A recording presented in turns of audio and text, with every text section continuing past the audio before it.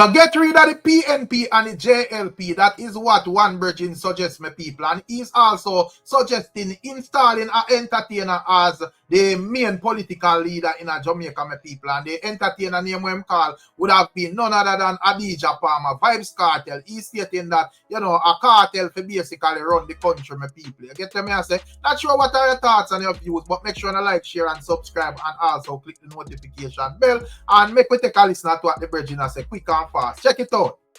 Jamaica, we could get rid of Labour Right and PNP and elect a new party. I feel like Vybz Kartel fit for run this country. He well educated and thing. APP, the new party. Adidja Palmer party. APP, the new party. So my people, so while that is easily said, it's harder to be done, and you can look on a couple of factors based on how the political ball field set up in Jamaica. Based on my view, no one political party or one political leader, whether Kartel, Anju, Mark Golding, or anybody else, are going to be able to lead this country and everybody is satisfied. You get me? I say there is someone who is going to oppose. So, even if you have a Vybz Kartel, you are going to have people who are just not fan of Vybz Kartel. So, whatever him do, whether it's wrong or right, them are going to beat him to sickness said we and criticize everything the people. Remember that even as a DJ, them do it said way. So, it not really, are going to make a difference. You see, so in my view, make Mark Golding and Anju go and punch it out in the boxing ring. You get me? I just don't say, yeah, them are the political leader. If you just look for like a one size fit all thing, don't go work, my people. That is just my view. But I'm here there still. Do you think Vybz Kartel will make a better political leader than these two leaders who we have, the opposition and the prime minister? Let me know what you think in the comment section. And also, if you as a person who watch this video and you're at home and have to wash like your woman drawers and so forth, TikTok may be the answer for basically get rid of that lifestyle fast and even go get some money to take a flight. So we don't see where the likes of Rosalie, ex-boyfriend Jake, so that be a man where one at a time responsible for wash Rose panty them. And say that must whole heap of work, because Rosalie panty them must big. So and you don't know him also have to take care of the kids, them carry them go school, make them breakfast and so forth. Which nothing wrong with that part. You get me? I say. But however, that's where him basically turned to TikTok after falling out and is now, booking a flight to go somewhere. Him say Ivan him go look for, which is in the US. Not sure if a US him go or him go our next island or wherever. But the main point in the whole thing is that GX is actually taking a flight, my people. Take a quick look at this. Seated in zones 1 to 6, as all the party passengers seated in zones 1 to 6. Service to Toronto, Canada. To make your way to gate number 3 at this time in preparation for boarding. Say my people, as we say, a lot of people may be TikTok, but it may be a quick solution as to, how we transition from washing panties over to taking flights. I get to me and say in a matter of weeks. So, GX thing they turned down penniless and so forth, but now him left Rosalie over there with all of the money and she responds to wash her own panties at this moment, the people. So that I go on pan what I go on. But I also see where a mature lady, but I basically even react to the whole thing. Check it out quickly. And I say, boy, I may not even know what people are going to say about the house. All he may say to one at a time. And he must say, true people are going to talk to him and left the house and this and that. A long time, some woman have one group up and say them want fly him out and give him a vacation. Yo! You remember Christy said me that about it? Me say original toots. Me say me happy till me say me cry. Believe you, man. Me say just for my eye for the youth. Let me tell you, man. I who remember when the man just come. You see it too? Who remember when the man just come on the app the first day how the man look? Bushy. Terrible. You remember? And look how the youth change off. Yo. Me say sweetie. Me say living on a jet plane, live wealthy and lonely. Go suck your mother wealthy and lonely. And also that's where the Virgin Bad Nation would accuse the likes of Royal Dog of selling out squash. Not sure where Bad Nation getting information from the people, but this is what Bad Nation is saying. Check it out. Anybody who she like. But anyway, I see your body language, fam. Your body language is not right. We know you give a bomb buckler 6 bars. But I just see that way upon the right time, but I couldn't hold it. Because watch you know, I must see you hide from the media, you know. You hide yourself from the media, from your friend incident where you bring go make man kill a party. You hide yourself from the media. When squash quote the jaw close down, you come boy, you go live. Post the wall when you are the informer, you blame them. But me not come for that pussy there today. You, world fish, you are the informer, you blood clot cooperate with ice them.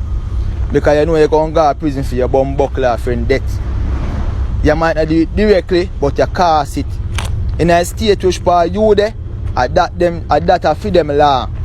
You see me I say, come get the understanding of what I want. You I got a bum buckler prison. So you cooperate with who you cooperate with over there now. Left your address and move from which part you there. And blood clot run gone now. Because you know say your blood clot cooperate with squash thing. Because you know things. If you don't know a whole heap, you know more than the bumbo clot. No for send the man got blood clot. Say my people, that is bad nation. And when it comes down to Real Dog, him is a man that has been having a rough week. As mother say, him step out on him status the other day and a cuss one brother tell him about him mother and so forth. And I said the brother carry news to him woman. Basically I label the brother as a little watchy pum informer and so forth. But when we see the brother, you know, who is a producer, I think him the name Bammy respond. Me see when the man roll out a portion of text message and so forth where I hears what a conversation and look like the man usually all bang the beat to my people. Boy, it don't look good for a Real Dog. You see the dog look like a theme season forgot you a rough part again. Jaja know. You know, but that is what Bad Nation is saying. Not sure what are your thoughts and your views. And also, as it relates to the whole Hurricane Melissa thing, when I say where Elder have an next theory as it relates to what went on during the passage of Hurricane Melissa. The man said them blow up the sea, my people. Boy, that one a while. You don't know a whole heap of conspiracy here throughout this whole thing. You see it. But that's where this brethren I say, well, you know, them wait until the storm reach, the hurricane reach the island, then them explode the sea. When you have to take on the ears and listen to this for yourself, my people. Jaja God. Check it out. You see that blood clot hurricane at Jamaica, when them say a category 5, let me tell you something.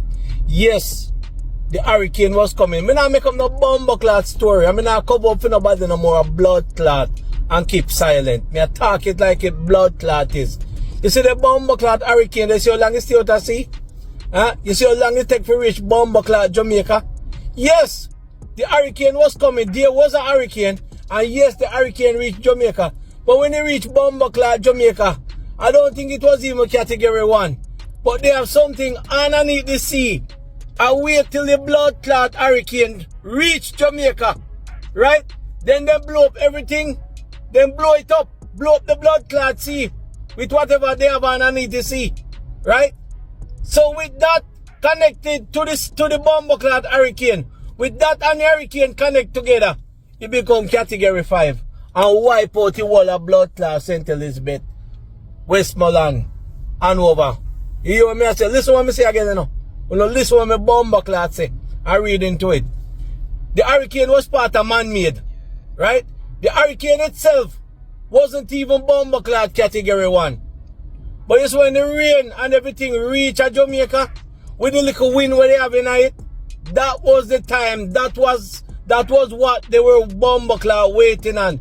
Me don't know which country, you know, but me don't know who Jamaica link up with, right? And the bomber clot, like a time bomb, was waiting. So you see, as them said the hurricane reach Jamaica, they just lick off it blood clot. Say my people, the G, I say, yo, this storm part man-made and, you know, part, you know, real, you know, people. So, you don't know how the thing go. Part God-made, part man-made. Why? The man, them not easy out here, my people. And also, you know, we have a lot of people who is basically on the opposition side. And them actually like think that it's a crime for basically give updates as it relates to what the government are deal with. But at the end of the day, regardless of how the thing go, Anju are the leader of the government at this moment. Him are the prime minister in Jamaica. So, you know, in terms of Hurricane Melissa recovery efforts, of him information we basically have to work with. So, that's where, you know, him checking in with your reasoning with the people, and me interested to find out what is going on and the progress and so forth. And you know, more time when I get the information from Glean and Observe and so forth, not to call out anyone, but some of the time it's exaggerated or misinformation overall, where just you know, make people angry and so forth. So me like prefer to go to the sources. So would I hear some reasoning as it relates to housing and with the progress where them and make and all of that and decide say me I go share somebody to do no so one can hear what I go on. And one can tell me if you're not satisfied with the progress that is being made or you know oppose it. But that's where even big up Romiech entertainment and also the entertainment sector for them contribution and you know say that the entertainment sector and the NGOs may slow down soon, but the government have to have like a stable way to sustain the people when all of that slow down the people. And would also speak on getting in container homes and also, you know, him also address the generator issue and say, yo, a lot of people is being disingenuous with how them spread misinformation and so forth and cause a big issue over loaning the generators and all of that the people. And you know, as me say, very interesting reasoning. Want to take a listen at it. Check it out. In the initial phase of the disaster, you would have seen an influx of NGOs, concerned persons, concerned Jamaicans coming in to give. You see it all on social media, everybody handing out packages and so forth. In another couple of days, you're going to see that dry up. Some are going to return. That they have been here so long is quite exceptional. You know, some do have staying power. They will stay with us for a little longer, but it is going to taper off, and which is why the government had to strategically build out a system that could endure and last and be able to continue to deliver even when, you know, private and NGO philanthropy dries up. So, you know, we are very appreciative of everything that has been donated and given so far, and at this point I'd acknowledge Romiech and indeed the wider entertainment community that has come out and given. I think they should be commended and lauded, and indeed I'm encouraging them to continue as long as possible to give. It's necessary and well respected and appreciated. But we also know that as in any disaster, after a while that dries up and the state has to have a standing facility to continue to provide the service. So it's necessary that we start that transitioning in anticipation of what is going to happen. And to facilitate that further, we're going to eventually move away from the distribution of packages to, first of all, a coupon or a card system once we get the shops and stores up and running. And then eventually that will be rolled into an augmented path program where persons who are in need of this kind of relief over an extended period of time can be supported seamlessly. All right? So we are trying to return to normalcy as quickly as possible. For that to happen, we need to support businesses. And what is the purpose of a business? Purpose of a business is to make a profit. So government has to be very careful in how it supports business. Yes, there may be times when government gives a grant and there are considerations as to how we can help. I know the DBJ is considering how we can help businesses get back on their feet, and government is considering how that will work. In another press briefing, we will go into more details about that. But in my last press briefing, I mentioned, and pardon me for thinking that it would be readily understood by all, that we would support profit-making entities by loaning them generators or Starlink communication devices so that they can start operations, so that we can transition from everyday packing a bag, loading it on a truck, driving it to an area, then we have to have security to protect it, and then we have to take the soldiers to go out and give it, to a simpler way, which gives people dignity. You don't have to go and stand up in line and waiting to get. Secondly, gives people choice, because you start to hear it already. You know, tired of what is in the bag. All right, no, I don't want any more bag. Carry something else, come. And we start to hear that coming already. So transitioning back to normalcy restores dignity. It gives choice. But the biggest thing for us, the biggest advantage, it gives accountability. Let me be clear. All of what we have given out so far, the accountability rests on what countries have given to us and what we have recorded in our stores and what we have given out to persons who we expect to give out to others. We have no record of the end beneficiary because we have not asked for any identification. We have not asked for anybody to provide their TRN. In this phase of the relief, it's about just getting the food out there, getting the care packages out there to people. Because were you to do that, you would see an avalanche of misinformation, which we saw coming out. So we have made sure that we have moved the products, the humanitarian supply, into the community as quickly as possible. But that can't go on forever. Once we start to make huge expenditures on humanitarian relief, we must be able to give a certain level of certainty that the expenditure went to the beneficiary. And so we need a system where that can be done. And the voucher systems or the cards provide that kind of support. So for that to happen, we need shops to get back up, and we need the ATM machines to start working. We need the remittances, the remittance houses that you can go and collect your remittances. We need those to start operating again so we get back to some level of normalcy so that we can have the transparency and the accountability that everyone is calling for without understanding the dynamics that you have to first put in place in order to achieve that.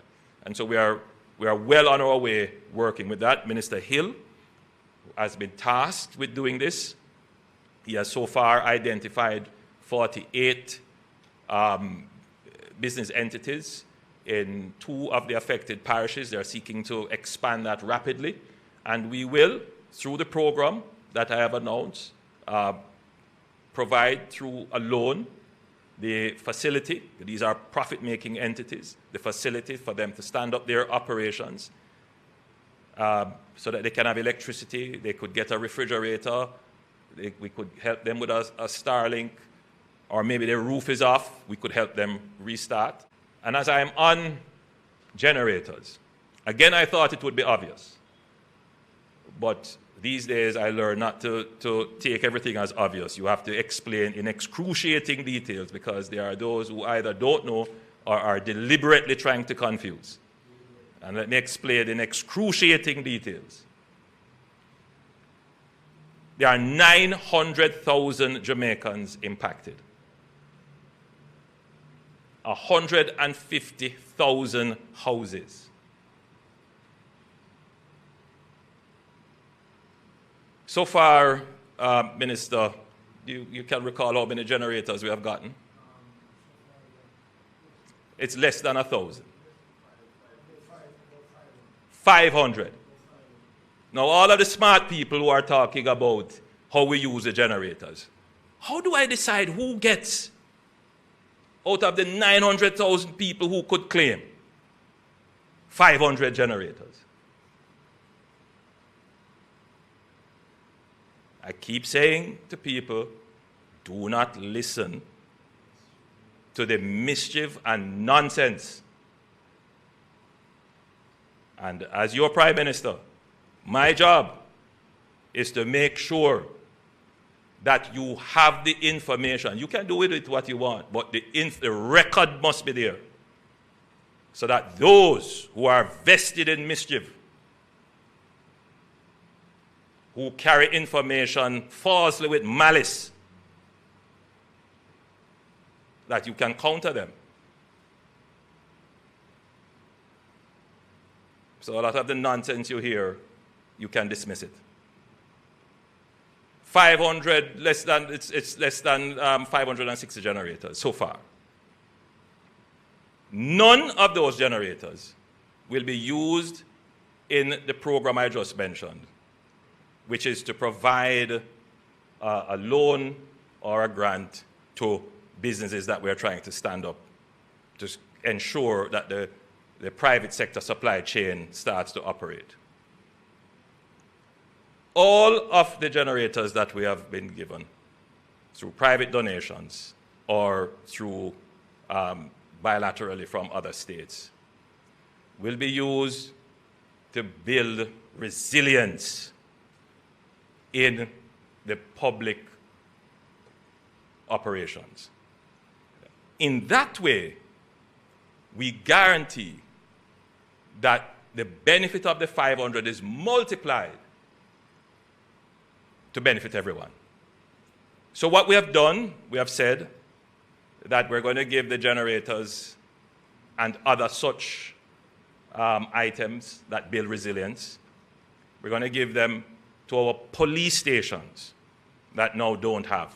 So out of this, what we intend to do is to ensure that every police station that is built or under construction now, or that currently exists, we're going to make sure that they have a generator. But it's not just giving them. They will have to provide us with a system of maintaining it so that when this generator goes, it is replaced.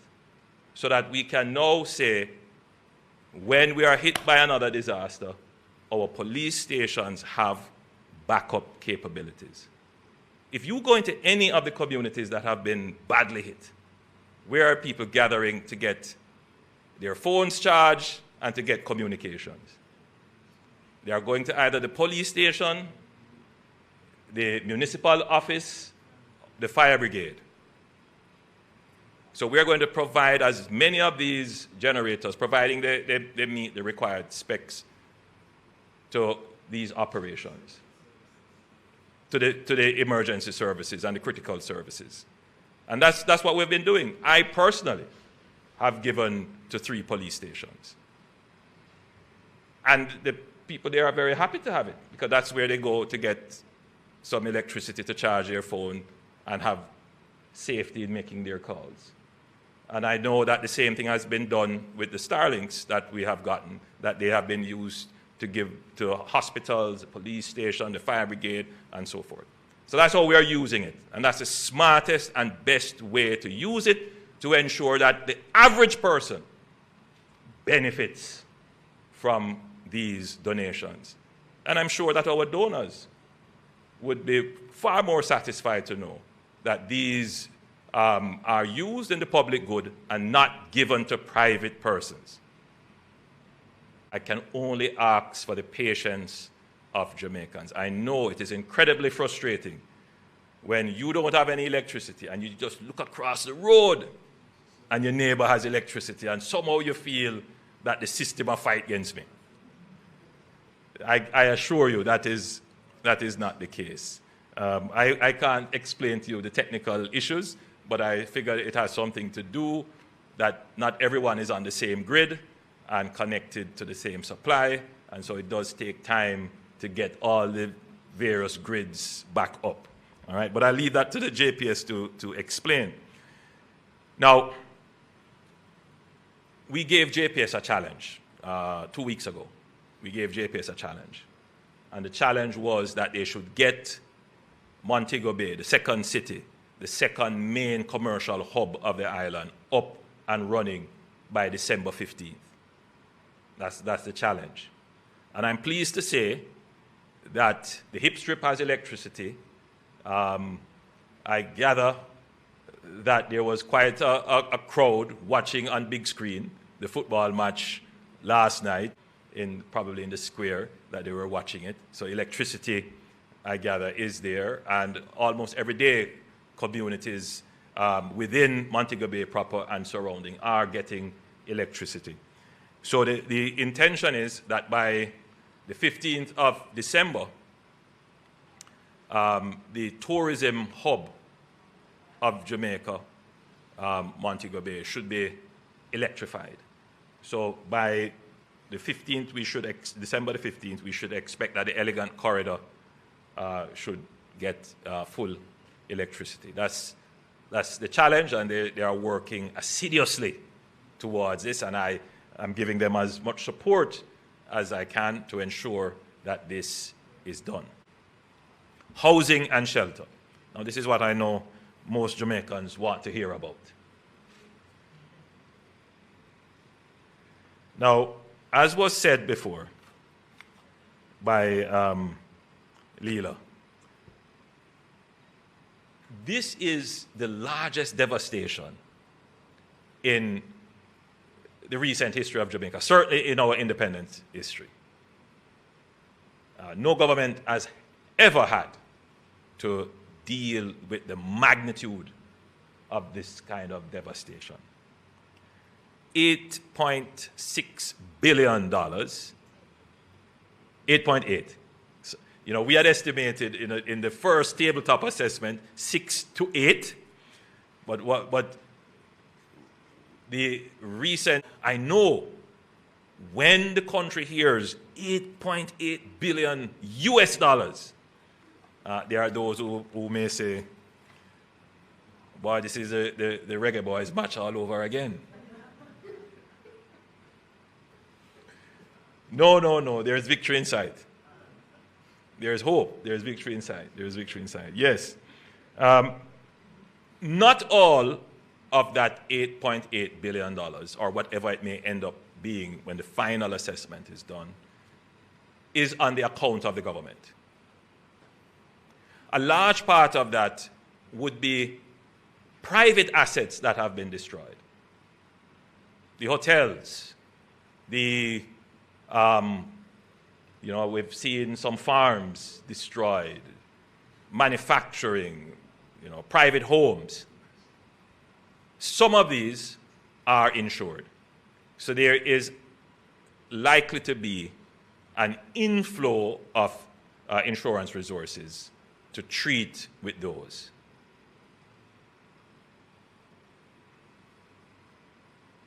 The residential structures that are destroyed, it couldn't be expected that the government will assist in the rebuilding and reconstruction of 150,000 homes. There are some Jamaicans who already have rebuilt their homes in terms of putting on their roofs, and they're not waiting on government. And they're going to go ahead, and they may not have it. They might very well be, poor persons who just don't have it, but they are independent people, and they're just not going to wait on government. They're going to go ahead and do what they can. And then there are those who simply do not have the resources to rebuild. And the government will have to assist in that. They simply just don't have it. So you have the two extremes. Those who are independent and who will move ahead, and those who are completely dependent on the resources of the state to assist. And then there are some in the middle who have some of it, but they need government's help to get them along the way. So that gives you the kind of shape as to how government will respond. For those who have it and are going to independently repair their homes, repair their businesses, government must not stand in the way. Accelerated processes for the rebuilding. For those who need partial help and support, we will have to have a system in place where the cases are properly assessed and there is a mechanism that provides the assistance. And then for those who definitely can't do it, don't have any support, then we will also have to consider, in addition to the rebuilding support, we have to consider some relief support for them. So in the first phase, the goal is to quickly stabilize households and make damaged homes livable with longer-term rebuilding plans, while longer-term rebuilding plans are put in place. And so this will include distribution of shelter kits, heavy-duty tarpaulins, shrink-wrap roofing solutions, and emergency repair materials. And that will be provided to those persons who, by our assessment, we know they definitely cannot rebuild. That assessment is underway. The Minister of Labour and Social Security has reported to me that they have done just over 16,000 assessments across the island so far. So you know they have a little way to go, but we're going to ramp up, as I said earlier, the core of assessors so that we can do this very rapidly. But remember when I spoke of the supply chain that JDF has established? We're going to use this supply chain to bring the materials in and to distribute them to those who are needed, in need. So it's a repurposing of the supply chain, as I had said, to now go and do this level of rebuilding and supporting the relief. We have examined pre-built, containerized modular solutions, and we have settled in our minds that this is appropriate for the Jamaican situation that we now have. There are different types, different versions, and so I've met with the NHD, and the NHD has provided us with a solution that they are presently working on. At a later stage, we'll go into more details, but the plan is for, in the initial phase, for the NHD to purchase 5,000 container homes. And those will be, some of them will be for sale. So with a program with the NHD, you will be able to purchase. Some of them will be used to build housing schemes, which you can purchase. And a portion of them will be made available through social housing. The government itself will also be purchasing some of these containerized housing solutions, which will be made available through the social housing modality. So effectively, we have to do a rapid deployment of housing solutions. And the easiest way to do this is to use the containerized solutions. They do take some time to arrive in Jamaica. There's just certainly not the quantity to make an impact. So we have met and discussed it. We have taken the policy decision that these can be used. And so the process of acquiring them through the procurement process, they have been given the approval to move ahead with that. So that should start in short order. You know, we are not going to get them here for Christmas. I just have to be frank with everybody. But we should start to see some coming in by late January. And those that come in initially, we are going to be looking at the worst cases assessed to make them available.